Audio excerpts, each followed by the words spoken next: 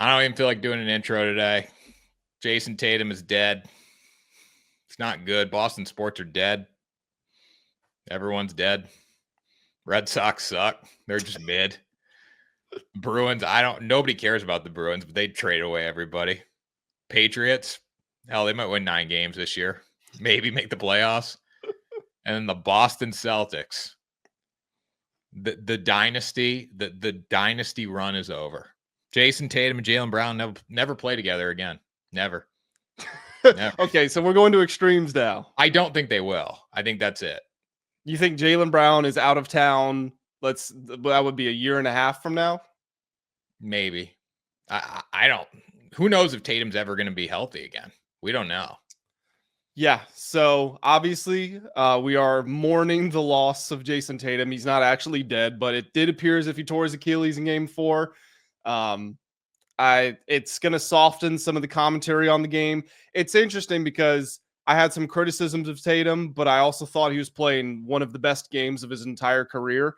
And he goes down, and it just it speaks to the fragility of sports. You know, this is a guy who I believe he'd never missed back-to-back games in his NBA career. He played more than 1,500. He'd played 1,500 more minutes than the next closest guy in his draft class since he was drafted. It's not like he tore his ACL and his leg was weak and it led to the Achilles. Not like he'd broken an ankle. You know, this stuff doesn't happen to somebody who's 26, 27 years old in their athletic prime, but it did to Tatum. It's crazy, the human body, like just how it happened. Like, it didn't look bad, just a little pop, wrong movement, whatever it was. And, you know, Jayson Tatum is dead and the city of Boston is dead. And we got a Game 5 coming up. So we'll see what happens there. It feels like the series is over. It's not. Like, it is, but we also have more games to be played. It's funny, too, what gambling and just fandom will do to you. I was laying in bed last night, and I was like, I just kept saying to myself, I can't believe they lost. I can't believe they lost. Maybe I was speaking out loud. My girlfriend said, she was like, what's wrong? And I'm like, I can't believe they lost. And she goes, well, you won with me. And I just said, that's not what I want to hear right now. Honestly, I'm glad you said that. I love my girlfriend, love her. She is terrible to be with when like my team is losing, because she'll come over and say, oh, it's okay. Oh, it's going to be okay. They can get them next time. It's like, no, like they needed to win this game. The season's over, or like this changed everything for us. It's not okay. Don't come over and tell me it's okay. Not okay. Like, yeah, did I win with you? Sure. But like, not right now. Not right now. Like, I just want to mourn this loss. And the thing that hurt too, I think the most in this series so far, let's put it this way. You have people online being like, at least we got our championship with Jaylen Brown and Jayson Tatum. And then now this was an utter failure. We're going to talk about that in a few minutes. But this was a failure. Like, I don't take it from the POV. We won a championship last year. You failed drastically this year. Like, this was horrendous. You took the same team and you lost in basically the first round. The Magic is a warm-up round. And then also from the flip side of it too, you don't know what's going to happen moving forward. Like, the Celtics dynasty, it wasn't really a dynasty. They won a championship, but the Celtics are done for years to come now. Like, this is going to set the franchise back so much. So it stings even more than losing in the playoffs here. But I think the Tatum injury also not negates what happened in the series so far, but we stop thinking about the series. Like, this series is over in our minds and we're thinking about Jayson Tatum. But this was a failure. It was a failure whether Tatum was on the floor or not on the floor. And the game was over before he tore his Achilles. Now, they would have a better chance of coming back, obviously, if he was playing. But the game was over. They blew another double-digit lead. And Joe Mazzulla probably needs to get fired. Well, we can talk about all of that because I think that's very interesting and not what I was expecting you to say.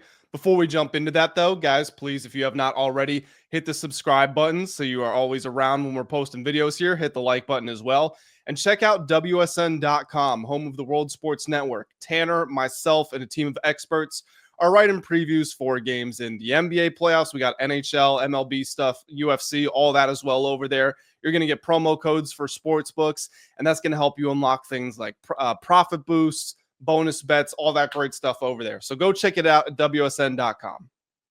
Utter failure. Utter failure. Grant, you riding this morning? I'm riding. I gotta say, I'm not even a Celtics fan. And you call me a Jayson Tatum hater. I think it's fun to make fun of him sometimes, but I'm sad. I'm sad because it's a 26, 27-year-old guy. I was running through my mind trying to think of the last time a superstar basketball player in their prime tore their Achilles, and I couldn't think of one. When I think of Kobe and Durant and Dominique Wilkins and Chauncey Billups, those guys were all 30 plus, and that's what it's normally reserved for. Again, Tatum was an Iron Man, still young, and he didn't have other injuries, and it just happened, and it could be devastating. Modern medicine has progressed a long way. Kevin Durant also made that just spectacular recovery from his Achilles. You couldn't tell anything ever went wrong with him, but you shouldn't judge things by the outlier. If we're going to look at what this injury normally does to players, Tatum's career as a superstar might be over. He could come back and average 22 and 6, but that's not Jayson Tatum as we know him. Now, again, he does have the benefit of being young on his side, so maybe he will come back with a full recovery. The point is, we don't know what's going to happen in the future.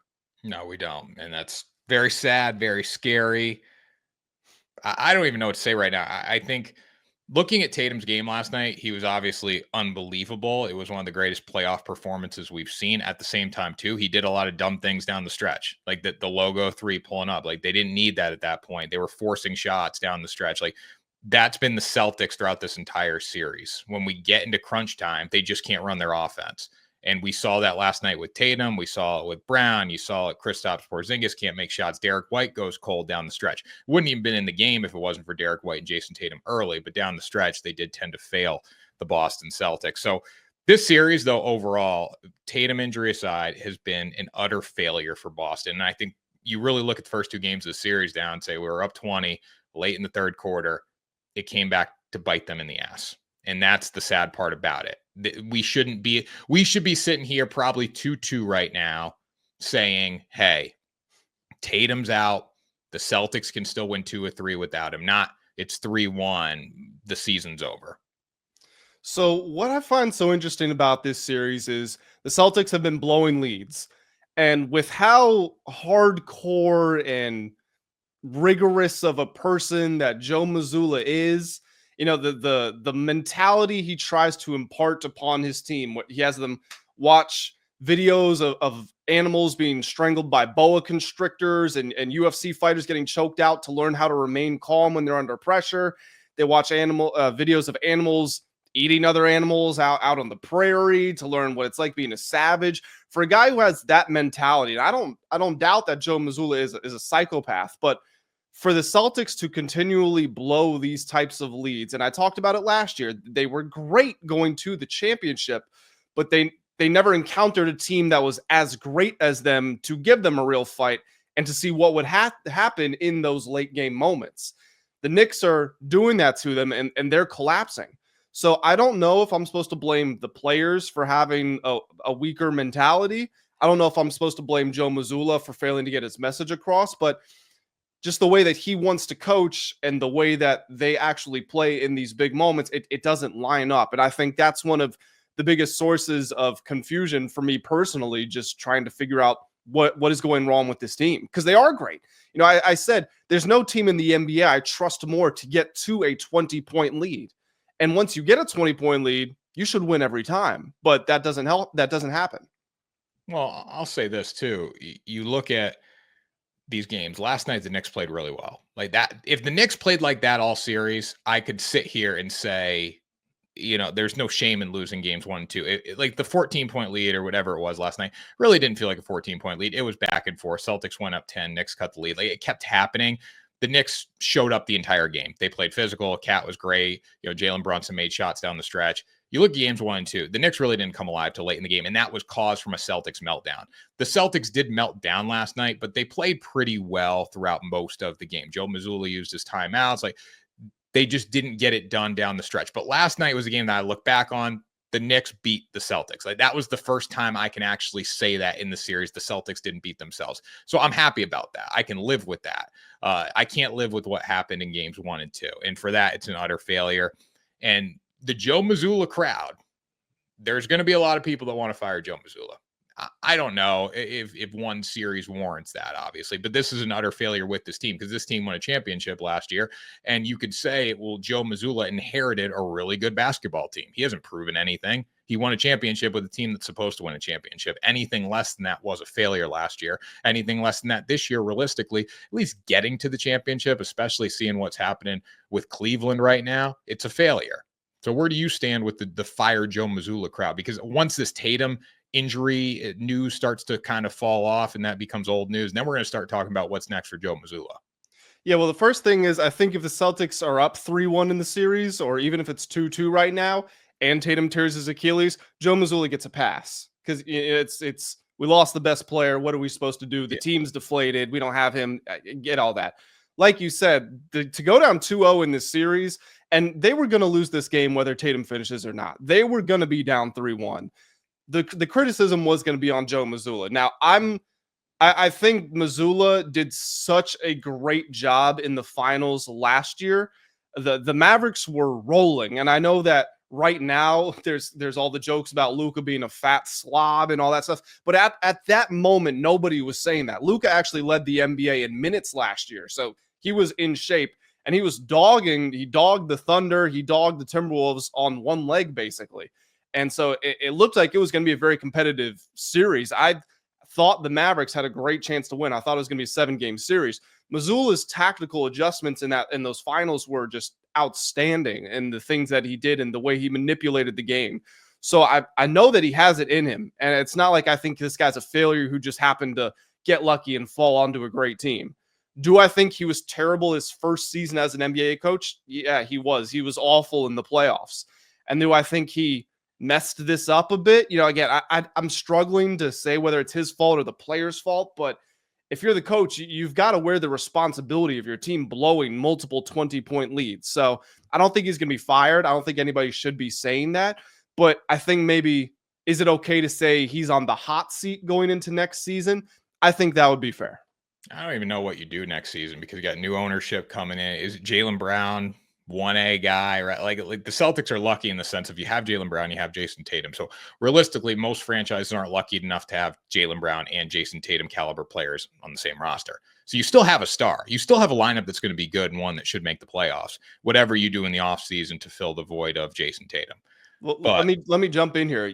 Keep in mind, there were reports coming out that the Celtics were ready to blow up the roster anyway. Like this came out a week or two ago, and they have to because they gave out so many huge contracts because they did want to go back to back. Obviously, that dream appears to be dead, but you can't pay Tatum and Brown $60 million and Derek White $30 million and Drew Holiday $30 million and Porzingis $40 million and Al Horford whatever he's getting and Peyton Pritchard. You just cannot do it. So you're going to have to lose multiple, maybe even 3 of these core pieces. Trade Jaylen Brown for Giannis. I don't think the Bucks want Jaylen Brown for Giannis. Well, give Kristaps too. Give them all. Give them all. I think the Bucks are going to be more interested in what the Spurs have to offer. The Celtics are giving them a call, though. That front office is calling. So I wonder, how there have been like for 6 or 7 years, the Durant rumors. Durant wants out. I mean, if Boston can figure out a way to get Durant over for just like 1 or 2 years, that fills the void of Tatum for 1 year, and then the second year you get Tatum on the end, or Durant on the end of like a 2-year deal, one shot with Tatum. Could that happen? I think so. They're going to make a splash. Next year's probably not the year you need Tatum back, but they're going to do something because this is the only, besides the Patriots right now, I guess, but this is the only team in Boston that's going to go out and make a splash in free agency and actually mean it. So I do think there's going to be someone there to fill the void for Jayson Tatum. Is it going to mean they're going to be favored to win the East next year? Probably not. I still think they'll be a contender because they still have Jaylen Brown. You're going to have Peyton Pritchard. Get rid of Kristaps Porzingis. Dude sucks. He is terrible. And you know what? I don't care the fact that you can't breathe is the reason you're missing layups. I don't buy that. You play 2 minutes at a time. You get so many open layup chances and you just miss them all. He looks like a baby gazelle who just came out of the womb trying to figure out how to run for the first time. And there's times last night too, he got fouled, should have been and once because he barely got touched. It's just, he's just missing layups. Tanner, last night, Jayson Tatum, 42 points, 8 rebounds, 4 assists, 4 steals, 2 blocks. That was only the third time in NBA playoff history a player hit those numbers. The other 2 times were Patrick Ewing and Hakeem Olajuwon. And you know what? The last shot of your night was a logo 3 that you shouldn't have taken. That sealed the game for the New York Knicks. So this is kind of, I said this at the beginning. I was ready to come in heavy with criticism. Didn't feel appropriate to lead with it because of the injury, but I do have to say, if you want to point to where the Celtics lost themselves the game, get this.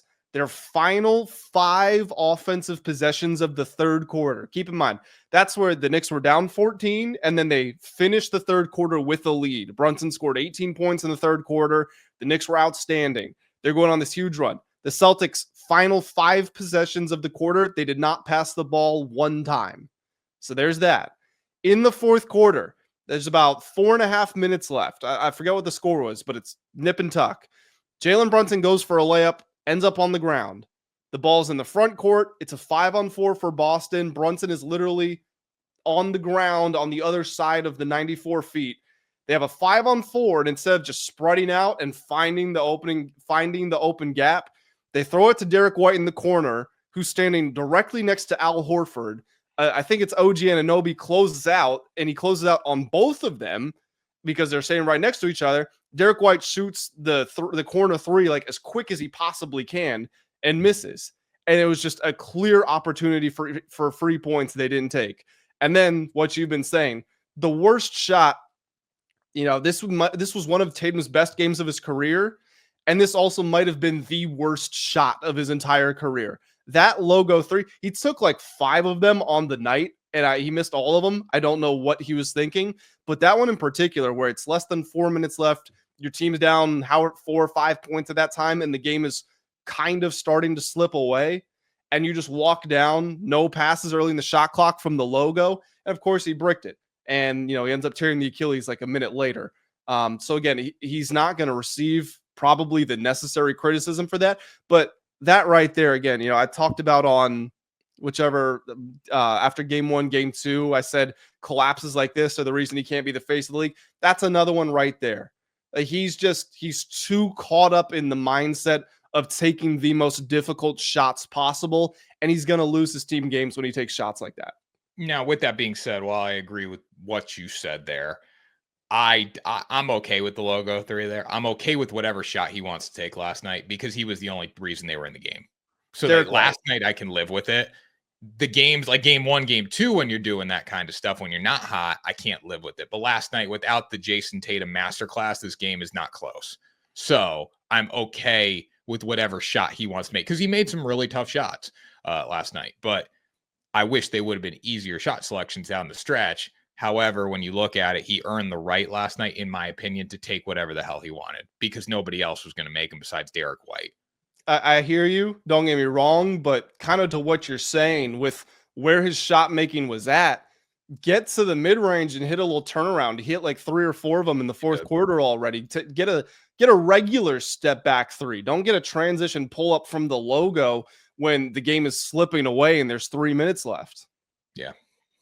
I mean, he did things last night that were unbelievable. He did some really bad things. I still don't know how much he would have been criticized today. Achilles aside, like it would have been more. I think it's more the Celtics are down 3-1 than Jayson Tatum because Jayson Tatum still had the big numbers. Like you can't look to that one shot, even though it was a terrible shot selection. He still kept them in the game last night. Him and Derek White were kind of a 2-man team. Honestly, Derek White was awesome to start the game. He was awesome. And then how they closed quarters, like they really did a good job for a lot of the game. They just didn't do it when they needed to get it done. But again, I can live with last night. The New York Knicks played a really good basketball game. That was the best basketball game they had played. So I can live with it last night. I can't live with games 1 and game 2, and neither can they, because they're going to look back at this series, and we'll talk about game 5 here in a minute. But say they win game 5 because they are favored, and you go back to New York and you lose in 6, or even you force game 7, you lose in 7. You're going to look back on this series and say this was an utter failure because we should have won at least one of those game 1 and game 2. And So here's a question I want to ask you that just popped into my head. And I don't really like doing this historical ranking stuff, who's top 10 in the NBA right now. But the question I wanted to ask you is when we talk about who's the best player in the NBA, we know who the top guys are. It's Jokic, Giannis, Shea, Luca. Then you get kind of into the tier of like the older superstars, the Steph, LeBron, Durant, Kawhi. Maybe you want to have Dame Lillard up there, Anthony Edwards, where's your Devin Booker? You get that tier. Jayson Tatum, obviously, as well. Forgot him. I think with Jalen Brunson, because he's so small, he obviously can't be a great defender. He does try, but he can't be a great defender because he's so small. He's not going to get amazing rebound numbers, and he's tasked with such a heavy offensive load that he's not going to get amazing assist numbers. He had 12 last night, but he's going to average probably 6, 7, maybe 8 during a season. It's not going to be a Jokic triple-double. The value that he adds to this Knicks team with his ability to score late in the game, he won Clutch Player of the Year, or did he win? He's going to win. I forget if that award's been announced yet, but he is just so good at closing games. He did it the entire first round. All of these games where the Celtics, first two, they blow the lead, and then this game in particular, Brunson is the one who is clawing them back and putting the team on his shoulders. And it doesn't matter if he's good or bad to start the game. He always shows up in the fourth quarter. So when we do think about, the landscape of the NBA, Brunson's not going to get the same numbers as these other guys. He's not going to get the same efficiency numbers. He might be a defensive mismatch. I'm not going to say liability, but mismatch at times. But if you can put the ball in his hands down 5 with 5 minutes left and trust that he's going to win you the game, there's some nights out there where he looks like one of the 3 most valuable players in the NBA. I agree. And he was really good down the stretch in the series, so far at least. He does a lot of things to set his teammates up for success too. Like there were multiple times last night where Derek White's guarding Cat. It's like, how did we even get into that situation? But it happened too many times last night. That's another coaching error from Joe Mazzulla, or just great coaching from Tom Thibodeau, however you want to look at it. But yeah, Jalen Brunson was fantastic down the stretch. Nothing else you can say about it. Made threes, made mid-range, set his teammates up well. And the Celtics had every opportunity to answer. They just didn't. Yeah, I agree. So you said you want to talk about Game 5? I want to talk a little bit. I want to give a little pep talk, Grant. Okay. I want to give a little pep talk. The series is not over. The series is not over. It's not. This is the pep talk. It's probably over, but the series is not over because, all right, Brian Windhorst, after he had his Cheetos last night, he was sitting in the locker room. He's like, that was the quietest the locker room has ever been. Derek White did an interview. Jaylen Brown was on the stand. Al Horford was staring at like his locker, not saying anything. They were all talking about it was just about Jayson Tatum. Like Jayson Tatum was the storyline last night, obviously. But now we're going to leave this game. And we're going to say we still got another game to play. We're showing up to watch film today or watch practice, to practice. There's still another game to be played in this series. The series is not done. And the only reason I say that the 3-1 comeback is in line here, it's probably not, but I'm just being positive. If Jayson Tatum was on the floor, there'd be a really good chance, I think, of a 3-1 comeback just because of how it's set up. With Jaylen Brown, he's still a 1A star. That's what I hear. He's a finals MVP. So let's see how he plays. You still have talent. You're a favorite in game 5 by 4.5 points. It was 5.5. I imagine that number will continue to creep down. You're going to go on the road to MSG. You're probably going to be a 1.5, 2-point dog. Like it's not going to be substantial. I bet Tatum accounts for about a 6-point swing. So with that being said, if Kristaps can play a little better, you went 8-2 without Jayson Tatum this year, and you can rally around the fact that nobody believes in you. I don't think it's far-fetched to say the series can get to 7 games. I don't know if they have the steam to win 3 in a row, but I think they can win 2 in a row. If this series was 3-2 right now, I think I would give them a chance to win the next game. Because it's 3-1, and that's such a daunting prospect as it is, even with Jayson Tatum there, they understandably, after Tatum went down, they had nothing left. I mean, they they were defeated, and it was obvious from their body language. And I, you're defeated from a 3-1. You're defeated from Tatum. Those two things together, I think this game 5 will be tied-ish, like let's say within 4 or 5 points either way at halftime. And I think the Knicks are going to end up winning by like 15. I don't know how much mental stamina, because you've got to have such strong belief in yourself to get to that point. And not that the Celtics don't, but if this whole series we've been complaining about their mentality late in games, and this is really a mentality sort of game, I just don't see why you would trust in them to deliver. And understandably, I think this line is crazy. I think this is another instance of math not quite accounting for what our eyes see. I would put the Knicks as like 1 to 2 point favorites, something like that. If the Celtics win, I guess it gets interesting, and they're a great team, even without Jayson Tatum. You said they were 8-2 without him this year. They could absolutely win, but I don't think they will. I really don't think they will either, but if this is like the make or break moment for your season or for your team, like I throw the conference out of the question, like throw the finals out, like that, you have no chance. Like this is your Super Bowl right now. How well can we respond in this series? If they could get to a game 7, like I think that's a huge success. If they win game 5 and make game 6 close, I think that's a success for them. So I don't know if it's likely. It's probably not likely based on history, based on where they're at mentally. That's the biggest issue. Like you just lost your star player. How are you going to respond from that? But there is always that chance that they do respond and they say, hey, we're going to play for Jayson. And they come out and they light the world on fire. They make their threes in game 5. They go to game 6. Don't let us win today, blah, blah, blah. Find a way to pull that one off. And then they go to game 7 and they get it done, because you never know. I don't think the Knicks will take their foot off the gas by any means, but I texted you last night. There was a little hesitation in that building to start the night, especially when the threes were hitting early for the New York or for the Boston Celtics. If you can put the Knicks in a situation where they're like uncomfortable and put them in a situation that the Knicks have done to the Celtics throughout the series and say, hey, we can still play without Jayson Tatum, then you get the psychological edge back and you do have game 7 at home. So it's a daunting task, but if you win game 5 and you win game 6, anything can happen in game 7.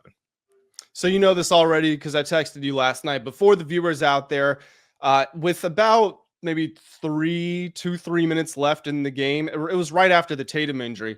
I logged on because I wanted to look at futures odds. And a lot of times as these games are going on, futures odds for finals, conference, whatever, will be off the board until the game settles. And then normally it takes like an hour or two. Well, they were still up there. I got them from Bet365, which we do have promo codes for at WSN.com. So go get them there. But I was on Bet365, and they had the Knicks for plus 140 to win the East, Pacers plus 225 to win the East.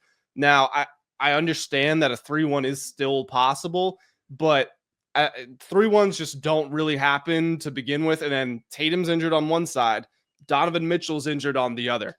So I'm relatively confident that it's going to be the Pacers and the Knicks in the Eastern Conference Finals.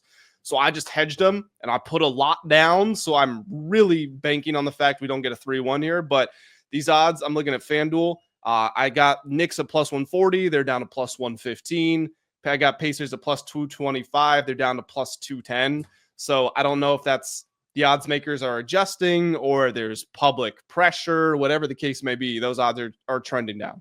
I'll say this. The Western Conference is going to win the NBA championship this year. I think I totally understand why you would say that. And I would favor them, assuming it's not the Warriors. If it's Nuggets, Thunder, or Timberwolves, I would favor them in that series. But I will say the Pacers, with just the way they have shot the ball, this is a historic postseason for them. And the Knicks, with how they close games with Brunson, I think it would be something like this Celtics series. Like there's a clear and obvious favorite, but it's not over until it's over. I think the Knicks are going to fade moving forward. I don't think you can keep, like, this is going to be hard for them to overcome because you beat the champs. If you beat the champs, but you beat the champs, that there's going to be a letdown. Yeah. So this is what I was talking about on the last show. The Houston Rockets were built specifically to beat the Warriors. That Chris Paul pulls his hamstring when they're up 3-2. We don't really know what happens there if he's healthy. The Timberwolves were built specifically to beat the Nuggets. They beat the Nuggets, and then they lose in the conference finals. With the Knicks, their entire season has not been let's win the finals. It's been let's beat the Celtics. Like you said, they're about to do it. Are they then able to bounce back against the Pacers? By the way, don't forget, the Pacers knocked the Knicks out of the playoffs last year. So I guess that's a good thing for the Knicks on one hand, because they can find a little bit more motivation from that. But then there's also kind of the inferiority complex. And the Pacers have more self-belief because they're like, we took these guys out last year. We can beat them again. Yeah. And I just don't think you can keep the same.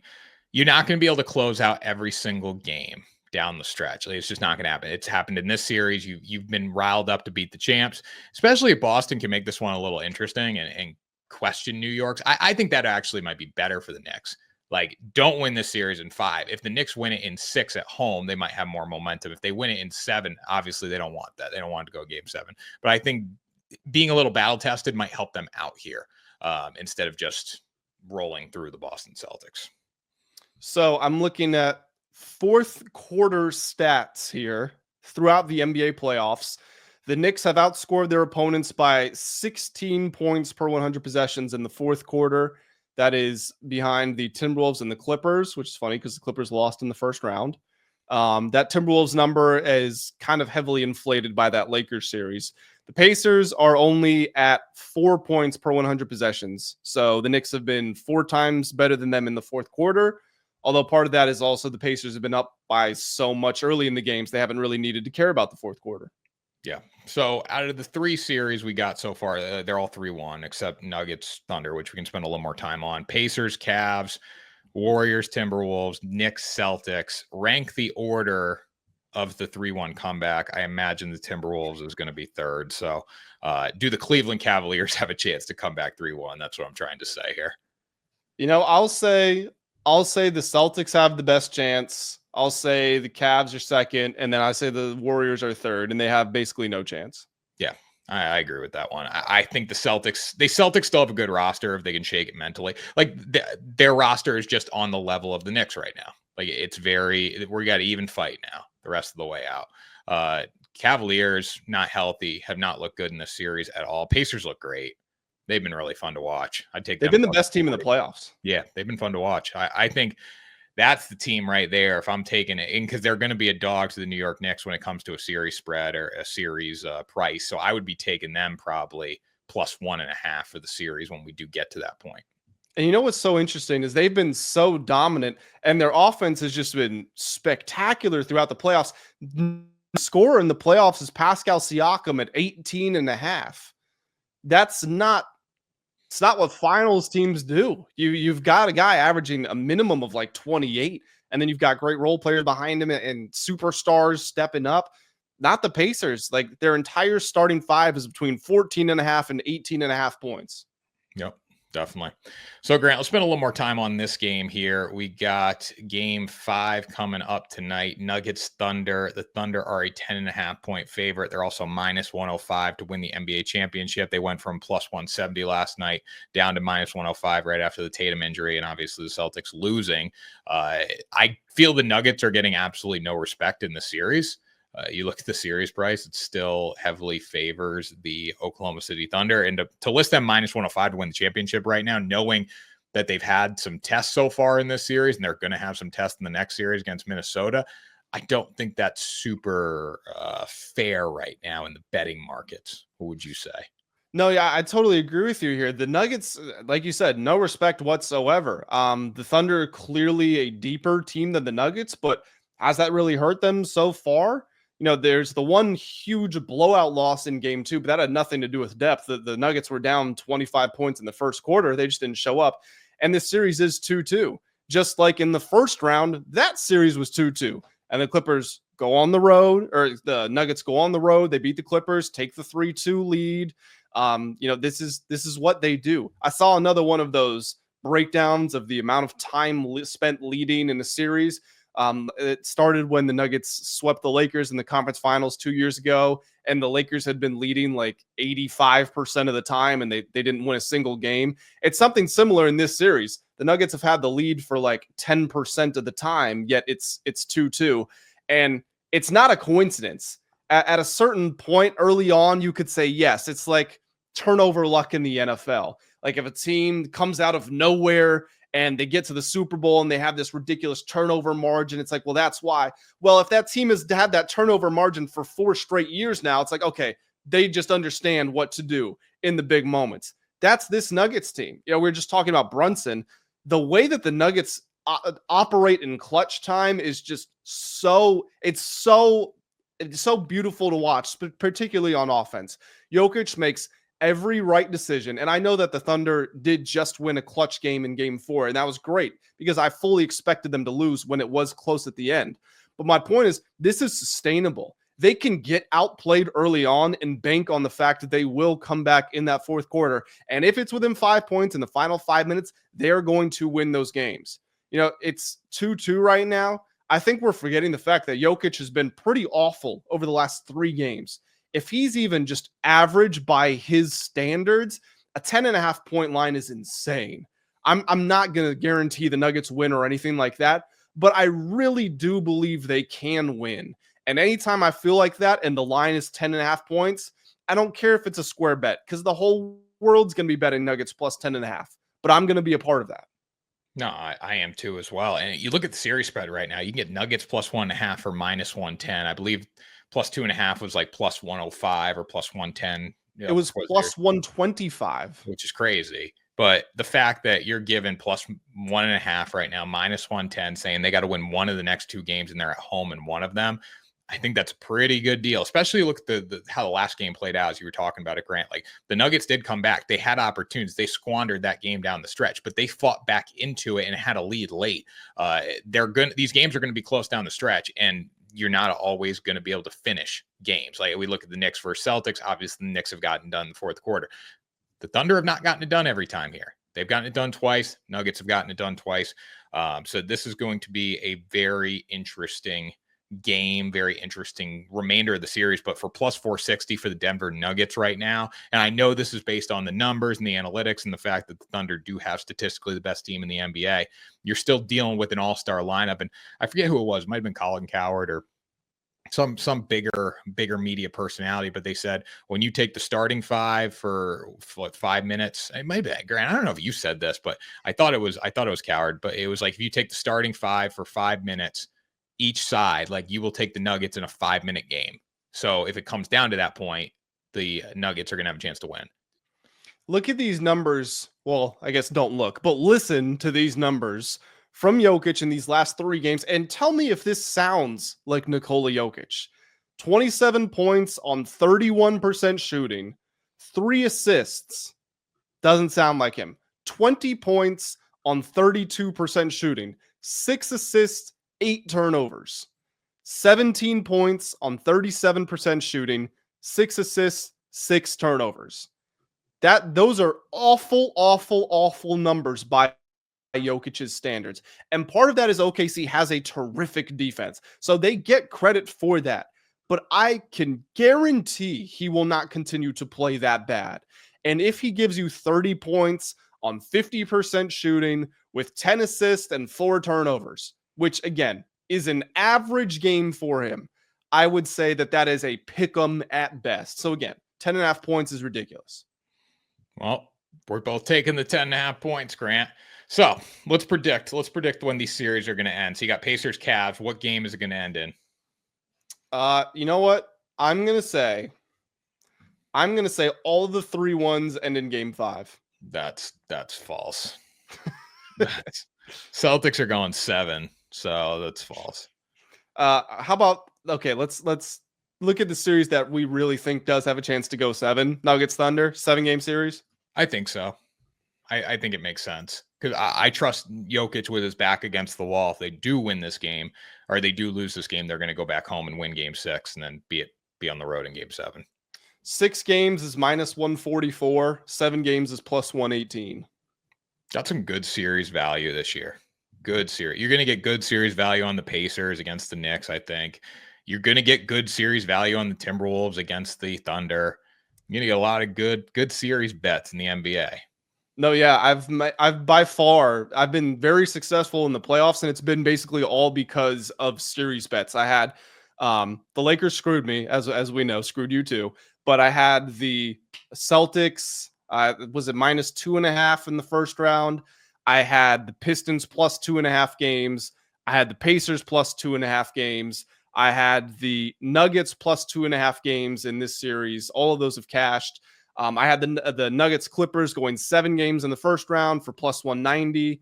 I got the Timberwolves -1.5 games in this series for +120 maybe. And obviously they're up 3-1 right now. So yeah, there's been great value in those series bets.